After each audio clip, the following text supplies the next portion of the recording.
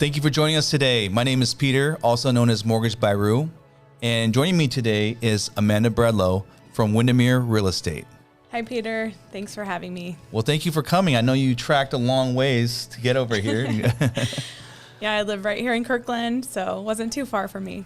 So Amanda and I just recently met. We met in April at a NAREP event, and we kept on bumping into each other at other networking events. And we finally got to talking, met up for coffee. We actually have even a mutual friend that she knew from high school. So It's like small world. Yeah. But very small world. So tell us a little bit about yourself and the past, everything about you. Yeah, sure. So like Peter said, I live in Kirkland. I've been here my whole life. I actually went to Juanita High School, which is where we have our mutual contact.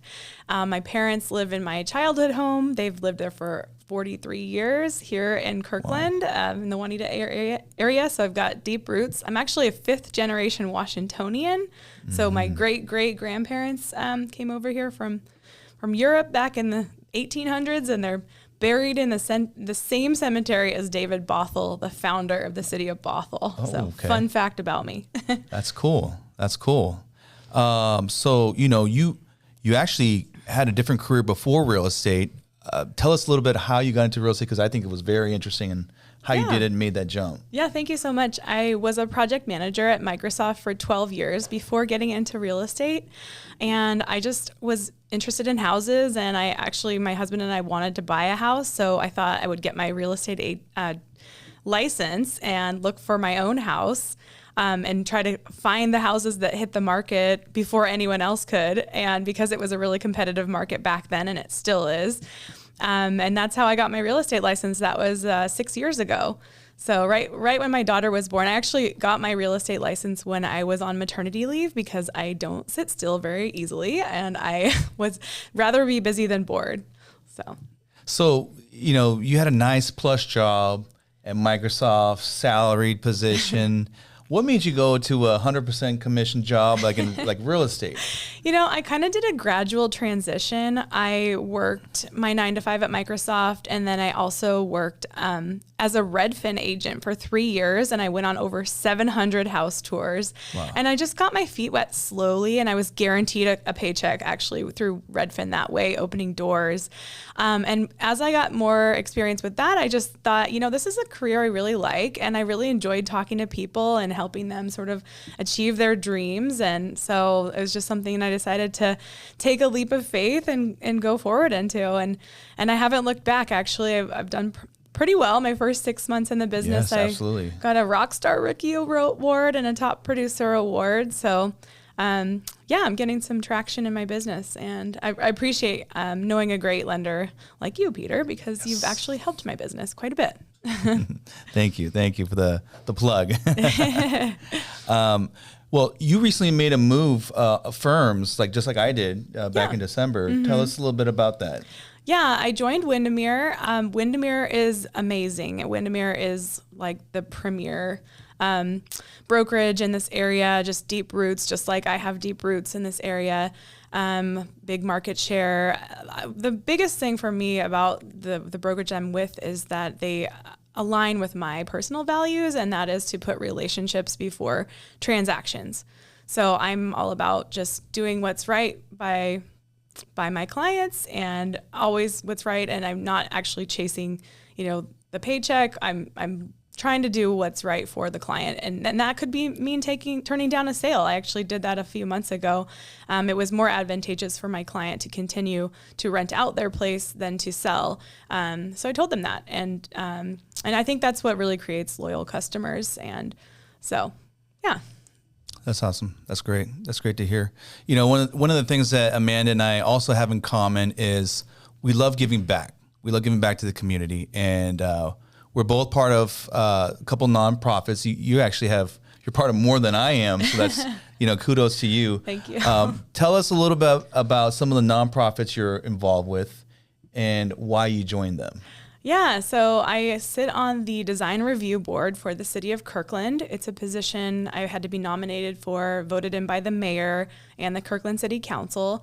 It's just something I'm passionate about. I want to make sure that Kirkland preserves its heritage and charm, and then also embraces new buildings. So Kirkland, City of Kirkland Design Review Board. I'm also the vice president of NAREP, which is the National Association for Hispanic Real Estate Professionals. I'm the PTSA director at my daughter's school, and I also coach her soccer team. That's awesome. Thanks. That's awesome. I've actually done all of those except for, I've been to a couple of those NAREP events, but I've done PTA, coached my son's basketball team. So that's great. When I first met Amanda at the NAREP event, I was really shocked that she was the vice president, not because you're not of Hispanic heritage, but of how fluent you are in Spanish. Oh, thank you. Yeah, I actually have an interpreter's license for Washington State. I did not know that. Yeah, I can legally interpret in a courtroom and swear on a Bible saying I'm fluent in Espanol and English. I learned in school, and I lived in Miami for 3.5 years where I worked at Telemundo, which is the Spanish channel. Yeah, I don't know that. I didn't know that. Yeah. Oh, that's cool. Learning all kinds of things about me. That wasn't even in the script. Yeah. So, I really appreciate. So ARIA, I'm one of the board members for ARIA, Asian Real Estate Association of America. And we recently did an event for ACRS. It's a huge event that we have here in Seattle, and it's called Walk for Rice. And what we were involved was we had some cheer stations and cheering on the people participating in the Walk for Rice. But I really appreciated how you and NAREP came and showed up and, kind of doing these collaborating events together. Yeah. That was awesome. Yeah, it's really great. It was a fun event, and I'm happy that we were able to show up and support each other in that capacity. So I'll switch gears here. So it's been a tough market the last year, but you've had a lot of success in this time, and so I've seen realtors that have been in the industry for 10, 20 years that are struggling, but you have found a way to be very successful. So share with us a little bit about how you're doing it, some things that you're doing. I think it's about being consistent and just I have a scorecard for myself every week that I follow and try to track my activities, whether it's phone calls, writing notes. So I do a lot with relationships. That's my kind of sphere of influence, just talking to people in my circle. Like I said, I'm on the board of all these different nonprofits, so I'm able to kind of get in that FaceTime. Open houses has been a thing that I've gotten a lot of business through that. I think that I've really just focused on relationships over transactions, and that's helped me in my business, and also partnering with a good lender. That is very helpful as well. Like this guy over here. I feel like open houses are like a lost art. A lot of realtors don't like to do open houses, but you actually love doing them. I do love doing them. I like talking to people. I'm an extroverted extrovert, so I will choose to go be out with different people. I like hearing people's stories. I like giving them advice. I mean, I especially like doing open houses in my own neighborhood because I can give them all the neighborhood tips and tricks and talk about the schools and the different restaurants and I don't know, just different fun facts about the neighborhood, different trees and the blueberry patch that's down the street and things like that. People appreciate that. And if it results in, someone wanting to work with me, that's great. And if not, I've just, given some value to their day. So Amanda, you mentioned to me that working with first-time home buyers is one of your passions, If I was a first-time home buyer, what would you recommend to me before they buy their first home? Good question, Peter. Honestly, I think that, with the home buying process, there's 3 things that need to happen. One is pre-approval, home, and then touring homes, and then making an offer, in that order. Where it gets tricky is if you mix up that order. So if you are touring homes and then getting pre-approved and then trying to make an offer, the risk is that you would miss out on your dream home. And it's usually the realtor's fault, right? Or the lender, no. So let's just avoid that. Yeah, that would be my number 1 tip for first-time home buyers is just to keep the order of operations in place, and it's in place for a reason, so that you don't miss out and you don't overpay for a home, or, it doesn't slip through your fingers. Just definitely getting your pre-approval first, then touring, then making your offer. That's the best order of operations, and that's the best thing I can tell to first-time home buyers. Yeah, I also think that we've actually had a couple recent experiences where clients, the buyers get their information a lot of times from the media or Uncle Joe, but they should really be talking to Amanda or like a lender like myself, because we can uncover different loan programs and different routes that they can go to purchase this home. So we actually had a client where they owned a house, they wanted to buy a new one, and I'm going to shameful plug, NAF Cash was a great route for them to go, but this allowed them to buy their house without selling their old one, and they were getting denied by other lenders. And so the fact that Amanda inquired, asked questions, hey, what are your what are you looking for, and those things, unveiled a lot of things that a buyer would not know unless the realtor was asking the right questions. So you did a great job on that. Yeah, thank you. I think it's really important for clients to pick a lender and an agent who will advocate for them in that scenario. If you really want the house, that you have to ask the right questions, like Peter was saying. And to your point, that could go, either with the lender or the agent. So make sure you're working with someone you trust, who is going to go to bat for you, so to speak. Yeah. The other thing to add is, in some markets, especially like Kirkland, where it's super competitive, especially in that $1.2 to $1.5 million range, there is so much competition in that. And it's funny because a lot of these people are first-time home buyers buying multi-million-dollar homes, and they don't know what to do. Like, they don't know, they think they could just look at homes and just use a Redfin agent. Yeah, sure. Like a touring agent. Yeah. And then they think that they can get the house. But a lot of times we're seeing multiple offer situations, even in some markets, it's not a big deal, but specifically Kirkland, where you are, where you grew up, it's important, right? Yeah, it really is important to have someone on your side. Definitely. I think for a first-time home buyer, it's always nice to have that personal touch that Amanda gives to her clients. And you too, Peter. Thank you. So Kirkland, I want to go back to Kirkland because you fifth generation, you said, in Kirkland? Fifth generation, yeah, Washington, Kirkland area, Bothell, Kirkland, yeah. She recently told me about this event that in Finn Hill where people set up a table on the streets. It's National Neighbors Night Out. I didn't know about this. Yeah, a bunch of different neighborhoods in Kirkland do this, and including my own neighborhood. I live on Finn Hill. But yeah, we just we rent out. Well, we don't rent. We actually get we contact the city of Kirkland for a permit, shut down the street, and then we have the Kirkland fire truck there for the kids to show, and then we have Kirkland police car, a Kirkland police officer to come, and then we have the tables out in the middle of the street, and then everyone brings a dish, and we just get together. It's a really tight-knit community, a lot of fun. Yeah, you're welcome to come, Peter. I'm looking forward to it. I mean, the way I envisioned it was people were bringing out folding tables and folding chairs and just... that's what they do. Yeah, that's what we do.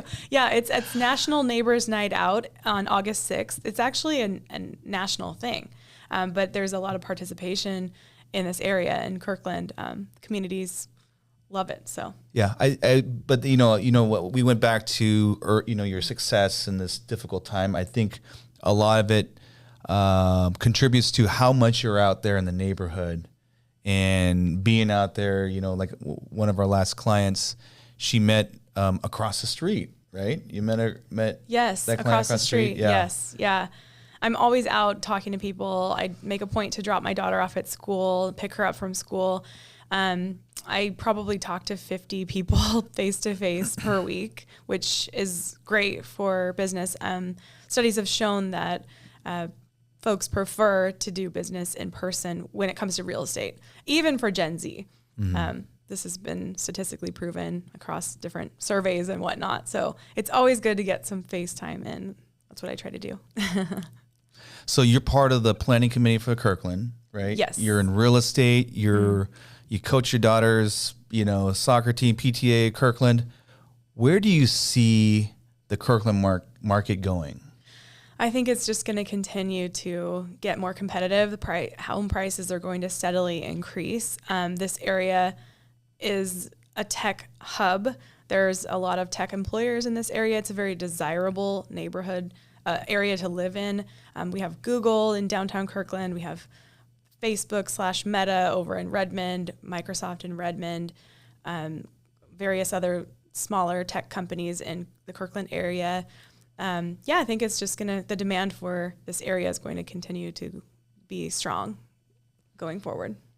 Can you share a little bit, or I'm not sure if you have privy to this information, is, with affordable housing being a big issue in the state, what are some of the things that Kirkland is doing specifically to address that? Well, Kirkland has passed a law last year. I don't have the law name off the top of my head, but it has made it easier for folks to create accessory dwelling units on their own property, ADUs. So it's easier to get the permits for that. So that is kind of frees up a little bit of housing when you have more supply, then that addresses the demand part. And there's some laws on lot subdividing that have passed. So example, in my parents' neighborhood, across the street from them, there was a lot where there was one house and then they subdivided into 3 and built these cottages. So, I mean, people have all kinds of different opinions on those types of things, but the city of Kirkland, that is on their radar, and that's something I advocate for as well. In January, I went to Hill Day down at the Capitol, state capitol, and advocated for, laws that affect housing affordability. That's something that I am passionate about. That's the mission of NAHREP, actually, to increase Latino home ownership. I believe ARIA has a similar mission. So I'm in a position to be able to help support that mission because I speak multiple languages. I speak Spanish. I also speak Portuguese. I don't know if you knew this. Oh, I didn't know that. Wow. Yeah, I speak Brazilian Portuguese. I lived in Brazil for a year in graduate school. I'll learn something new. Yeah, so, yeah. So, I believe Kirkland has been a little bit more liberal about zoning and the ADUs than the other east side cities like Bellevue and Redmond. Is that correct? I think so. I'm not sure. Don't quote me on that one. Yeah, because I don't think Bellevue allows ADUs and DADUs. Yeah, definitely. Kirkland has been more embracing more of the ADUs. There's a house on the market right now west of Market that has a licensed ADU, and it's in demand because it's all ready to go and permitted, and it could be an income generating property, or if you use it for a business expense, you could depreciate that from your taxes and with a 1031 exchange type of situation. So. All right, so we're going to end this again with our rapid fire session. Are you ready, Amanda? I guess so, yeah. All right, here we go. When I am not working, I am spending time with my family. Favorite place to eat is? I'm going to have to say Korean barbecue. Yes, I love Korean barbecue. Your hidden talents are? Speaking Spanish and Portuguese. I also was an endurance athlete. I was on the crew team at UW, national champion 2001. Oh. I was also climbed Mount Rainier, did the Seattle to Portland bike ride, and did the Seattle Marathon. Wow. This makes me back in the day, a little while ago. It makes me look lazy. If my house was on fire, the first thing I'm grabbing is my pug, Leo. Leo. Okay, that was one of my next question was, are you a dog or cat person? Dogs. Definitely dogs. Okay. What do you enjoy most about real estate? I love helping people. I love talking to people. I love hearing their stories. I love trying to figure out solutions to their situations. I'm here to serve and solve, not sell. That's how I look at my career. Love it. And I think that we are in line with that same mindset. Yeah. Well, there you have it. Amanda Bredlow, Windermere. Thanks for joining us.